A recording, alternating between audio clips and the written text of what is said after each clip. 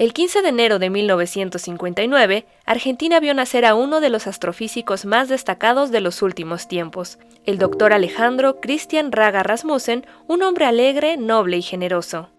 Raga Rasmussen, o el jefe como le decían algunos de sus colegas, obtuvo su licenciatura en Ciencias Físicas en la Universidad de Buenos Aires en 1982. Después salió de su querida Argentina para realizar su maestría y doctorado en la Universidad de Washington.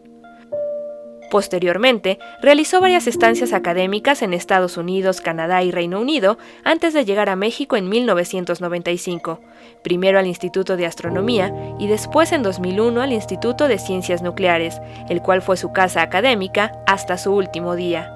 En todos los lugares en los que estuvo, dejó su impronta en el campo de la formación estelar, en el análisis de imágenes de telescopios espaciales, además del desarrollo de la teoría de los jets eyectados por fuentes variables, el cual se convirtió en un tema de investigación de frontera.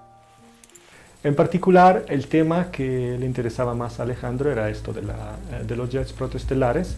Estos son eyecciones de material por parte de estrellas en formación a velocidades muy altas, del orden de unos cuantos cientos de kilómetros por segundo. Y Alejandro los ha estudiado por medio principalmente de simulaciones numéricas, pero también haciendo observaciones y por medio de modelos analíticos. Entre las muchas contribuciones que ha hecho, tal vez la más importante en este tema de formación estelar y objetos Erdigaro, jets protoestelares, ha sido reconocer que los blobs que se ven, este es un ejemplo de un jet protoestelar, los blobs que se ven a lo largo del jet son debidos a variabilidad en la eyección por parte de la fuente, de la estrella en formación.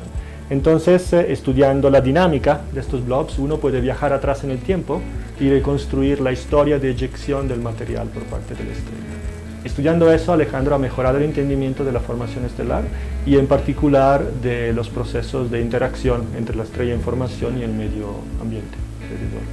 Alex, como le gustaba que le dijera a todo mundo, también realizó contribuciones relevantes en la implementación de algoritmos para el análisis de imágenes y espectros obtenidos con telescopios espaciales, como el International Ultraviolet Explorer, Hubble Space Telescope, Spitzer Space Telescope y el James Webb Space Telescope. Bueno, las principales aportaciones que hizo Alex con los telescopios espaciales es sobre los objetos HH y su entorno, y esto ha permitido entenderlos un poco mejor. Los objetos HH son chorros de material expulsados de estrellas que se están formando, y el nombre HH es de Herbig y Haro, astrónomos estadounidense y mexicano, que fueron los primeros que detectaron este tipo de objetos. Y dentro de las principales aportaciones de Alex está, digamos, la detección de la variabilidad con el tiempo, con la que se emite el chorro en HH34 y HH1, la detección, digamos, de movimiento orbital binario de la fuente de HH111 y HH212, la detección de emisión, digamos, de la región justo detrás de la formación de los frentes de choque en HH1 y 2, la aceleración de HH1, la deceleración de HH2 y la estratificación del medio en el que estos se están moviendo. Además de aportaciones científicas, las cuales reportó en al menos 534 artículos científicos, que en su total suman 10.738 citas de acuerdo con cifras de Astrophysics Data Service. Alex Raga realizó una importante labor de formación de recursos humanos, a quienes no solo les transmitió su conocimiento, sino su filosofía de vida. Raga, lo primero es que le gustaba que le dijeran Alex. Normalmente uno está acostumbrado a que Doctor Raga, Alex, siempre fue Alex. Siempre estaba la puerta abierta, uno podía ir a hacer alguna pregunta, no importa lo que estuviera haciendo, lo detenía para resolver esas dudas siempre. Generalmente las dudas las resolví en 5 minutos y uno se quedaba platicando por lo menos yo 3 horas. Siempre estar pendiente de ustedes en cómo están, ¿sabes? En que estén bien, en que estén contentos. Eso era siempre lo primero. En que estén bien comidos, en que no pierdan la beca. Él siempre se preocupó más allá de lo académico, ¿no? Lo académico era una parte, lo más importante era nosotros como personas.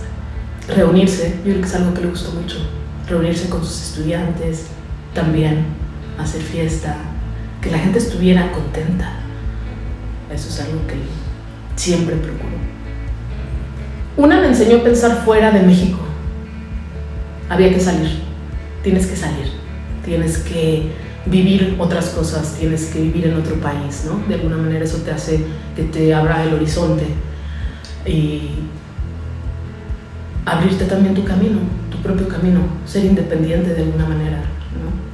Él me enseñó a programar y ahora lo que hago es programar. Él me enseñó a programar desde ser, así como cuando uno emprende a escribir, me enseñó y tenía la paciencia para eso. Jamás me sentí juzgada por él, por ejemplo, sino muy natural, muy bien.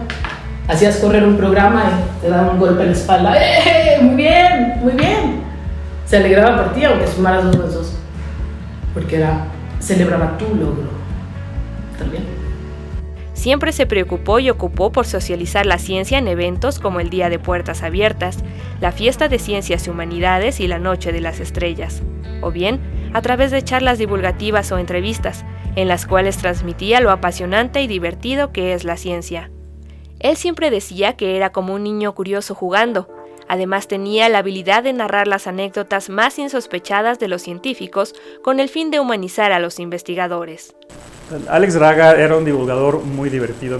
Me tocó compartir muchos eventos de divulgación con él y siempre sus pláticas eran especialmente divertidas y ajenas, porque él no se dedicaba solamente a contar pues, el conocimiento científico, a divulgar eso, sino siempre lo suplementaba con historias y anécdotas divertidas, tanto de cómo se hace el quehacer científico en la vida real, en la práctica de día a día, como también historias personales de sus vivencias en diferentes lugares del mundo haciendo ciencia o simplemente siendo un científico en otros contextos de su vida personal.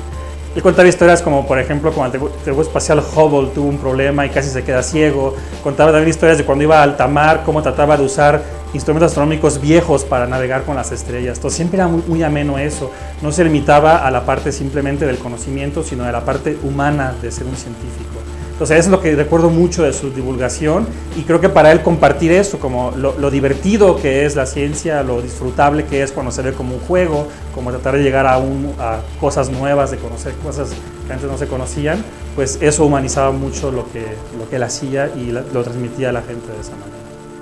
Por su gran trabajo, el jefe Raga recibió diversos galardones a lo largo de sus más de 35 años de trayectoria científica.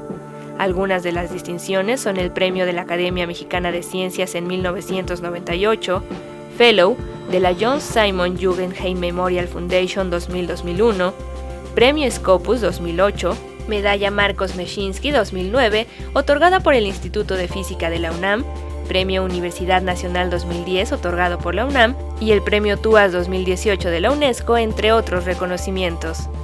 Sin embargo, para él este tipo de distinciones no era relevante. Para él, lo verdaderamente valioso era saber que sus estudiantes estaban avanzando o cuando lograba una hazaña de navegación en el mar. Pues sí, en realidad para él los reconocimientos, yo estoy seguro que tenían un lugar para él en su corazón, digamos, porque quiera que no, son reconocimientos a una trayectoria grande, a una trayectoria muy fuerte, y él está muy orgulloso de su trabajo. Y estoy seguro que para él debieron tener una cierta importancia, pero para afuera nunca lo fue así. O sea, siempre fue así como, gané este premio, así como, miren qué lindo pisapapeles, ¿no? Así como, un poquito así, medio de broma. Otro caso era cuando tenían así algún estímulo económico, ahí estaba más importante porque lo aprovechaba básicamente para compartirlo con sus cuates y con su familia. Eso es lo que les daba los premios, ¿no? Era quizás una manera para compartir con sus colaboradores o sus cuates que eran básicamente las mismas personas. Logros que no fueran reconocimientos académicos, estaba no sé, se había ido por primera vez en velero hasta Cuba, ¿no? La primera vez que lo hizo fue toda una aventura, y de eso hablaba así, ahí sí no le paraba la boca, ¿no? Yo estoy seguro que le importaba, ¿no? La verdad, yo creo que era más bien una cuestión de humildad. Algo que era realmente admirable era el lado humano del jefe. Siempre tenía unas palabras de aliento y una gran sonrisa. En Estocolmo fuimos invitados en el 2013 a una escuela por la Remelema, estuvimos en Suecia, y el formato de la escuela era que en la mañana había charlas, toda la gente exponía el trabajo que estaba haciendo, había mucha gente joven, también había investigadores renombrados, entre ellos Alex Raga, y en la tarde la gente podía interactuar con estos investigadores renombrados o con quien quisiera, la idea que haya vínculos, ¿sí? Y una tarde después de comer, nos hacemos un café los tres, Alejandro Raga, Esquivel y yo, porque los tres estamos participando ahí, y vemos, Esquivel y yo con sorpresa, cómo el jefe se sienta y se forma una larga fila de gente joven que quería hacerle preguntas. Entonces se sentaban al lado de él, los chicos o chicas venían con sus computadoras o tabletas, le mostraban trabajos y tal vez le pedían consejos, y el jefe se quedaba un rato y a todos les daba algún consejo o cómo encararlo. Esa era otra característica de Alex, sabía un montón de cosas. Tal vez no era su área, pero podía, recuerdo algún artículo que no sé qué, y entonces siempre te daba una pauta muy precisa y te ayudaba para dónde tenías que ir. Y vemos que la gente joven se iba uno tras otro, y todos iban con una sonrisa de haber interactuado con Alex. Y claro, había otra gente renombrada, pero la forma de ser de Alejandro, así, esa afabilidad, y que no ponía una distancia con la gente, permitía esa comunicación directa. Aunque Alex Raga ya no esté físicamente entre nosotros, su legado académico y su filosofía de vida perdurarán. Hasta siempre, querido jefe.